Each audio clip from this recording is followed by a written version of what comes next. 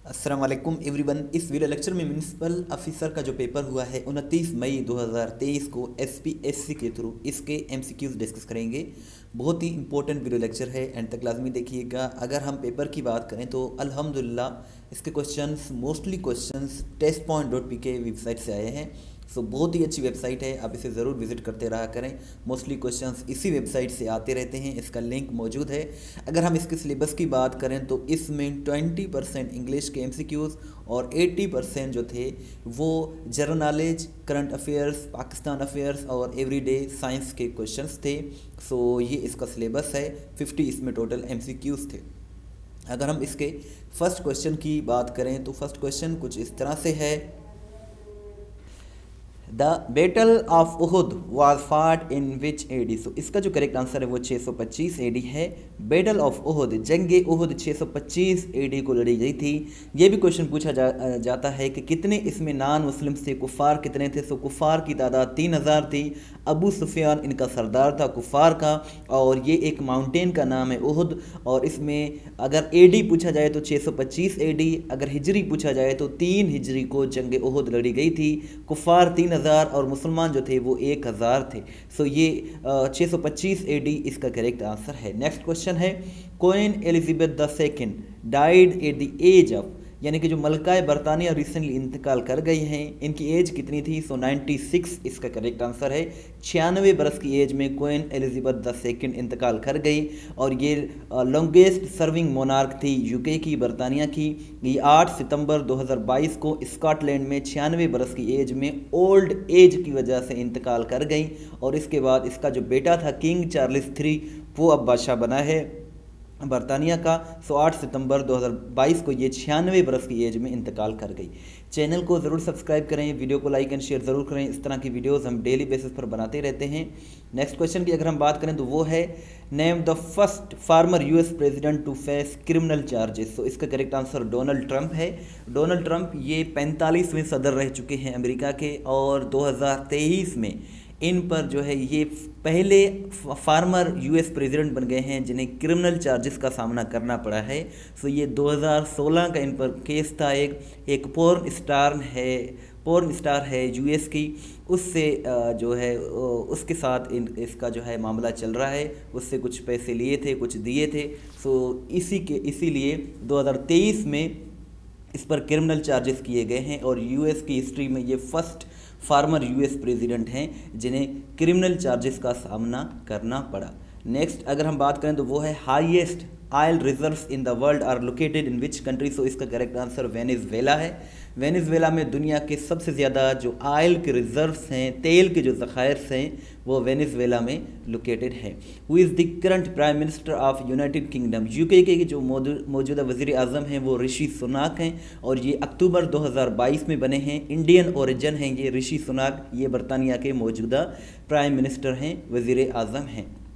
Next अगर हम बात करें तो वो है, Quaid-e-Azam Mohammad Ali Jinnah presented his 14 points in the year 1929 में 1929 में कायदे आज़म ने 14 नुकात पेश किए थे, और ये नेहरू रिपोर्ट के जवाब में इन्होंने पेश किए थे।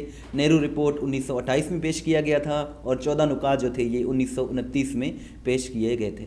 नेक्स्ट है, Babur laid foundation stone of Mughal empire by defeating Ibrahim Lodi. Ibrahim Lodi को ज़हीरुद्दीन बाबर ने शिकस्त देकर 1526 में मुगलिया सल्तनत की बुनियाद रखी थी।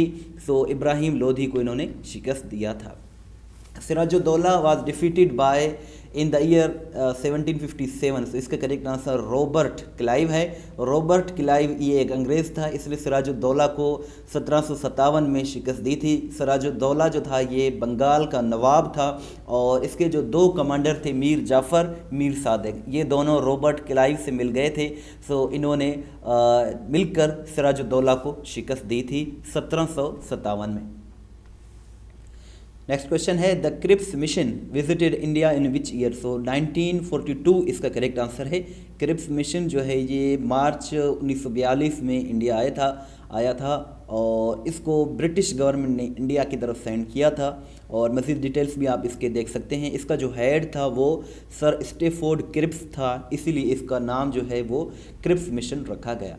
Which tennis star was departed from Australia after his unvaccinated status? तो इसका करेक्ट आंसर नोवाक जोकोविक है। ये नोवाक जोकोविक है, ये दुनिया के मशहूर ये टेनिस स्टार्स में शामिल होते हैं, नोवाक जोकोविक। और इन्हें जनवरी 2022 में ऑस्ट्रेलिया से वापस कर दिया गया था, क्योंकि इनका जो इनकी जो वैक्सीनेशन थी कोरोना वायरस की वो नहीं हुई थी। सो अनवैक्सीनेटेड इनका स्टेटस था, सो इसीलिए जनवरी 2022 में इन्हें वापस कर दिया गया था ऑस्ट्रेलिया से। नोवाक जोकोविक, ये सर्बिया एक इम्पोर्टेंट कंट्री है, सर्बिया, वहाँ के ये एक टेनिस प्लेयर हैं। और जो राफेल नडाल है वो भी टेनिस प्लेयर है, वो स्पेन से ताल्लुक़ रखता है, लेकिन नोवाक जोकोविक जो है ये सर्बिया से बिलोंग करता है। Where is the headquarter of ASEAN located? ASEAN का जो हेडक्वार्टर है वो जकार्ता इंडोनेशिया में लोकेटेड है। If we talk about ASEAN, ASEAN stands for Association of South East Asian Nations and it is economical and political organisation. It was established on 8 August 1967 और इसकी जो establishment हुई थी वो बैंकॉक थाईलैंड में हुई थी, लेकिन इसका हेडक्वार्टर जकार्ता इंडोनेशिया में है।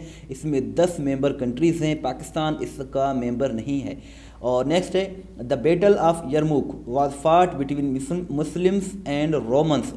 रोमियों और मुसलमानों के दरमियान बैटल ऑफ यरमुक लड़ी गई थी, और मुसलमानों की जो सरबराही कर रहे थे वो थे खालिद बिन वलीद, और ये जो है हज़रत उमर के दौर में लड़ी गई थी। 636 एडी में ये जंग लड़ी गई थी, 636 एडी में।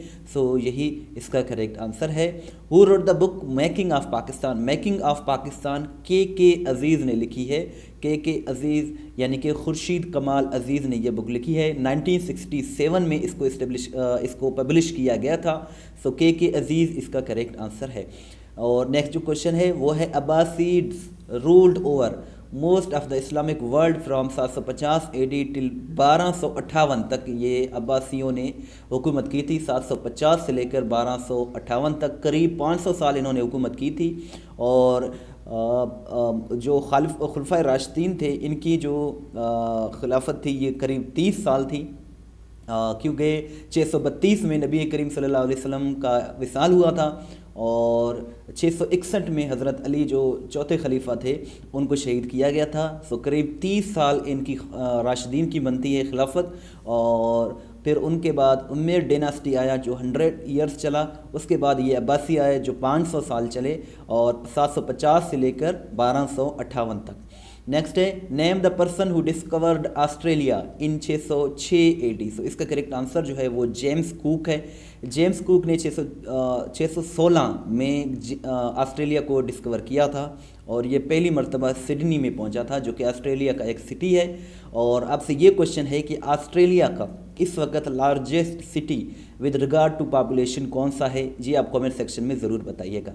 नेक्स्ट क्वेश्चन है it is a small car yet it is surprisingly spacious here yet is an example of. So ये इट से लेकर स्पेशियस ये एक सेंटेंस है।